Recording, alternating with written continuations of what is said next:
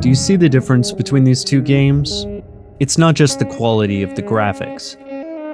Look at the ways you can look around. Side to side, and up and down.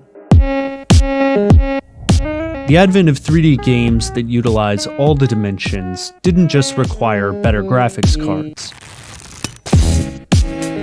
It required a way to control movement and vision quickly and easily. When you look at the manual for Quake, one of the first games to really utilize what's called free look, you see that the developers didn't really know how to do it either. Some people still used the keyboard to look up and down, and to move forward and backward, arrow keys. But on computers today, a game as popular as Fortnite, a game so mainstream that journalists trying to seem hip add Fortnite to their videos. Even Fortnite defaults movement controls to the same forward keys, not the arrow keys, but WASD.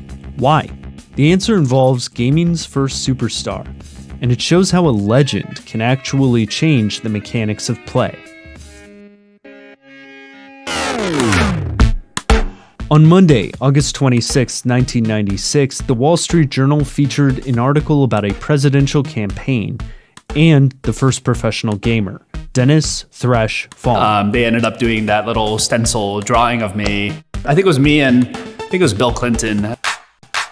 What got me into gaming initially were called MUDs, multi-user dungeons. Think of it as like World of Warcraft, but text-based World of Warcraft.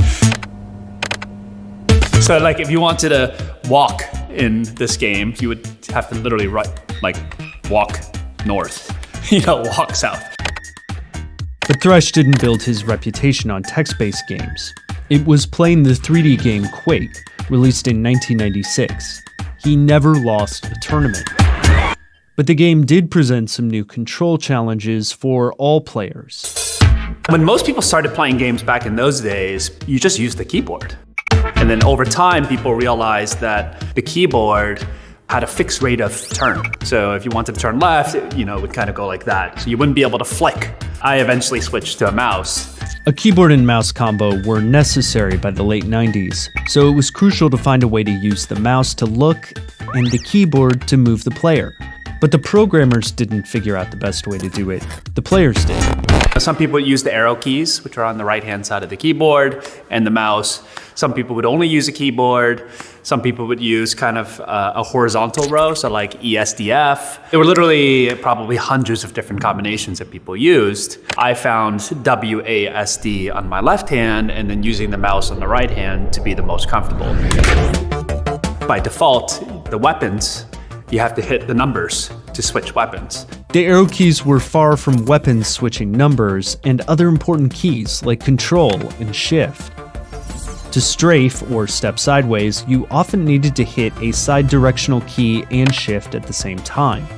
That was easier with WASD than arrows.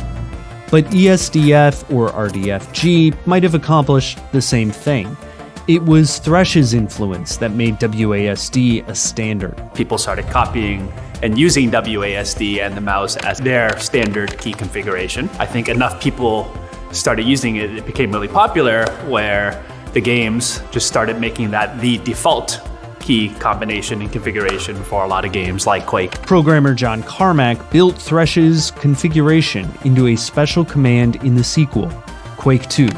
Anybody could use the same controls as Thresh. That included sensitivity and speed, but also WAS and D. That layout spread from the leading game and player in just a couple of years. It quickly showed up in the manuals as defaults for an early multiplayer shooter, Star Siege Tribes, and the once-in-a-generation hit, Half-Life, which assumed players would use a keyboard, mouse, and WASD.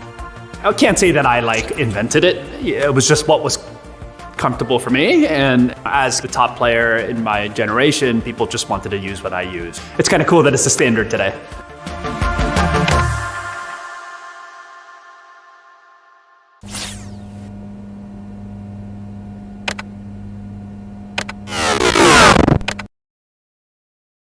If you want to see more of Thresh, check out the esports episode of Explained on Netflix. There's a lot of League of Legends in the episode. If you play, you might recognize the champion Thresh. that champion was actually named for the Thresh that you just saw.